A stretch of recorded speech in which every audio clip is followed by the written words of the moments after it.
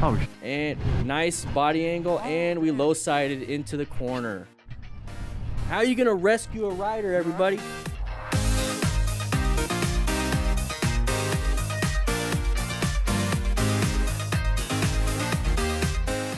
So this is right now in Tucson. Ride safe, please. thank you. Ride safe, please. All right. Here we go. Get ahead of me. All right, talking on comms, brand new bike, new tires. I decided to ease in the corner coming up. Corner at my own pace. There you go, good. Your own pace. Oh, and nice body angle, and we low-sided into the corner. How are you gonna rescue a rider, everybody? you sure?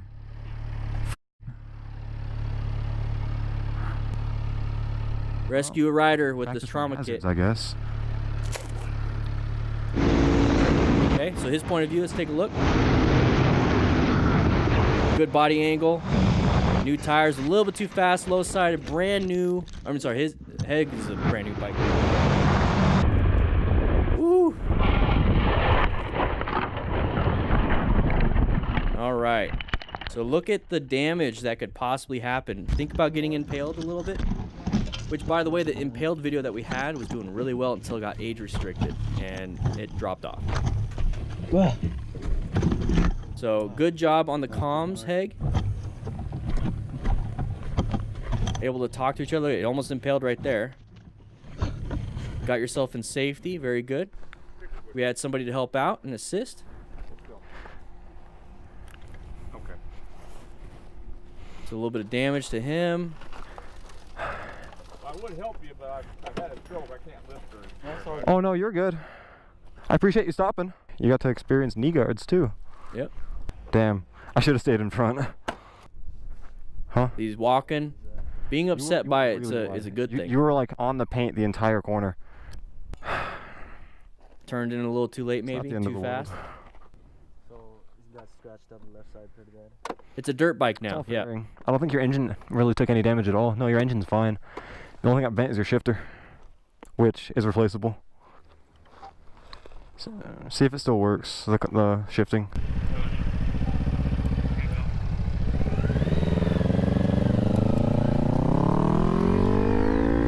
Alright. Hey, it works still. It's just plastics. Ride safe, please. Thank you. Alright, so this is the new bike. The one that crashed was not the new bike that crashed. So this is the brand one. So talking to the comms, very good, especially for a group ride. I love having the comms. We use the Cardo Pack Talk Bolds with our DDFM crew here locally. But honestly, get whatever you want. But we have a discount in the description for one if you want to get it. So his buddy's gonna pass, and that's pretty normal. I'm gonna take this corner at my own pace. That right there is what I love. I'm gonna take this corner at my own pace. Just because your friend's gonna do something doesn't mean you do it. We heard about the cliff thing, but I'm telling you what, jumping off the cliff is pretty fun when there's water underneath it, okay? But don't do it just because your buddy said so. Don't do something just because someone else did something, okay? So right here, yeah, it's right behind the fairgrounds. Tucson Speedway. This is right next to the MSF course. So right here, though, hauling ass around a corner, you don't need to follow if you don't feel comfortable, okay? Remember, it's their emergency, not yours. Oh. So look at that body position. If you can zoom in on that one when you get this video, Heg, which, by the way, this is the editor of the DDFM crew and our videos. Good job. Hi. He's going to go around this corner very sharp. We recognized, oh, crap. Or oh shite. Something's going to happen.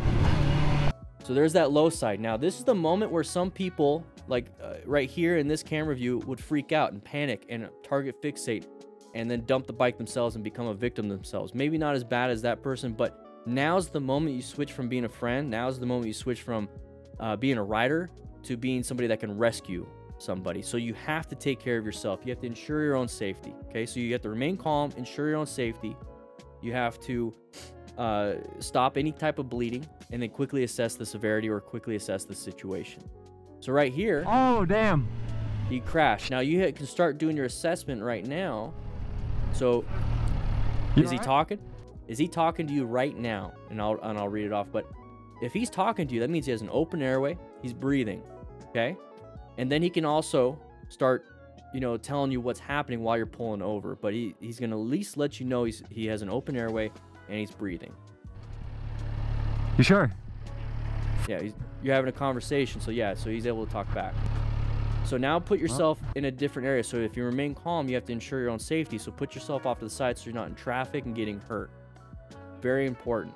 Now we need to stop any type of external bleeding, because that's going to be the thing that's really going to kill someone. If he has an open airway and he's breathing because he's talking to you, look for any type of blood loss. I get to practice my hazards, I guess. Yep, and then that's another thing, is that brand new bike, you got to figure out where your controls are. He was responding immediately after the wreck. Okay. He said, you okay? He says, yeah, I went too hard. Okay, good. That means he remembered too. So there's the low side. So when he said, yeah, I went too hard, that means he remembered the events. So then that tells me possibly not a brain issue. His helmet did what it's supposed to do. Because if he's like, what happened? Start having issues. Too hard? Yeah, I'm alright. Yeah, I'm alright. So walking. Now we can't see that when we're parking our bike. We saw that from Heg's point of view. But this person's a walking wounded. So if there is a blood loss, we can start to see it pretty easily. But we do know that the structural scaffolding of the body, which is the musculoskeletal system, is intact. He doesn't have a broken bone. If he had a broken leg, he would feel it, or at least show type of guarding where he's just kind of like limping a little bit. I don't see any limping, so this is all pretty good. That's too hard. This is the best situation you could possibly have in a crash like this. So right here, this is what I'm talking about. Little sticks. I mean, that's how people got killed back in the day. Sticks and stones. Yeah, sticks and stones will break your bones. Sticks definitely can impale you. You start having impaled issues. Not necessarily lacerations, you can, but we have clothing on. That's going to hopefully prevent some of that stuff. But impaling you is very bad. It's very bad.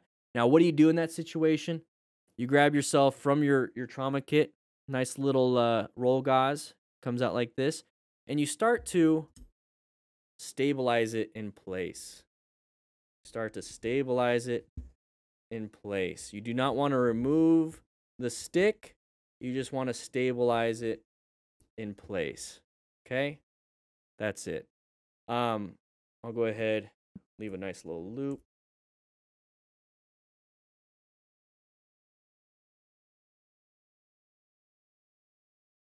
There we go. So you want to stabilize it in place. That way, it's not bouncing around and moving around and causing more tearing and tissue problems. If he's bleeding out, like I say, he's having massive blood loss on the arm, you want to put a tourniquet on it, or at least apply some direct pressure. We have all that stuff in the rescue kit. But, guys, be very careful. It's not just the crash and low sides and abrasions. It could be impacts and impaling. Whew.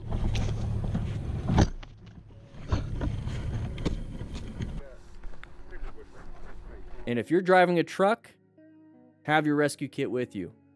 You'll be able to rescue another rider. Let's go. Okay.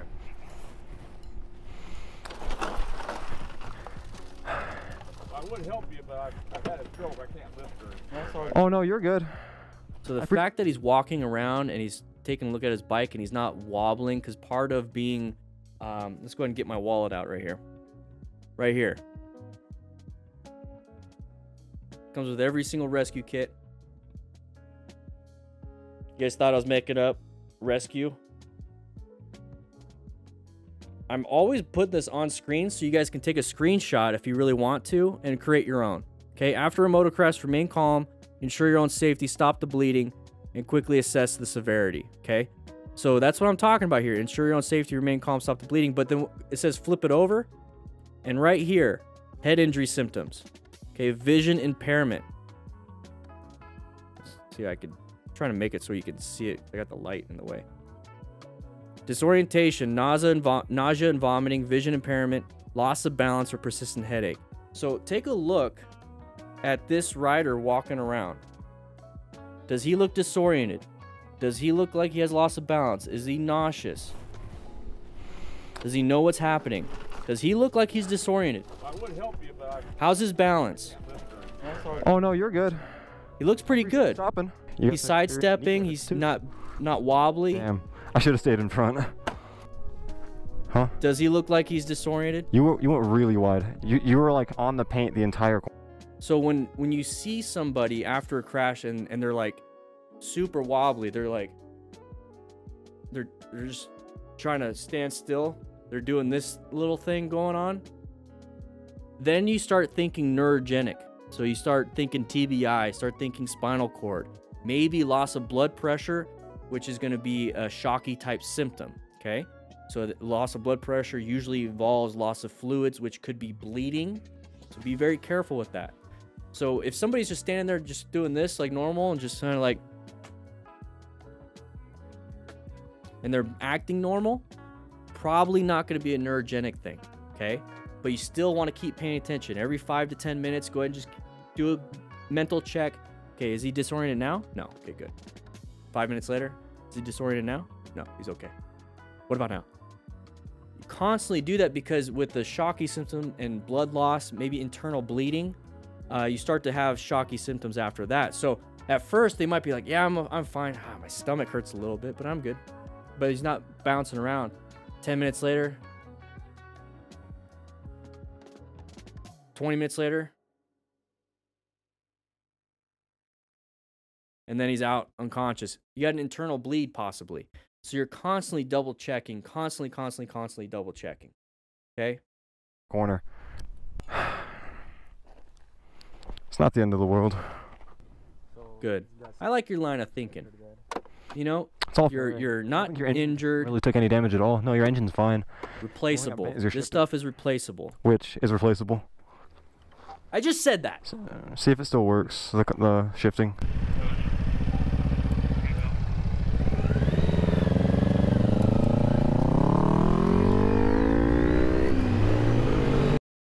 Great visual representation, Heg. Good job. Good job. Couldn't do anything on that one. But if it was worse, you took an accident scene management class this last Saturday, right? So now you know what to do. So I'm glad. Okay? And that's the thing, everybody. You get this training. You learn how to rescue another rider. Because here's the thing. If I'm the one involved in the crash, who's going to take care of me? Who's going to take care of me if I'm the one involved in a crash? At no fault of my own. Are all my friends going to take care of me? I hope so. Hopefully they have the training. Hopefully they have their own rescue kit. Hopefully they've practiced with their rescue kit. Because if I'm hurt, man, I'm screwed. Not now, though. Because the whole crew has their training. Guys, if you like this kind of stuff, we do this every Tuesday and Thursday on this channel at 3 p.m. Mountain Standard Time live. So make sure you check that out. But if you want to check out some other things like this video right here or this video right here, please do so. It supports the channel. Click that like button, by the way. Check into class. Anyways, I'll be seeing you around.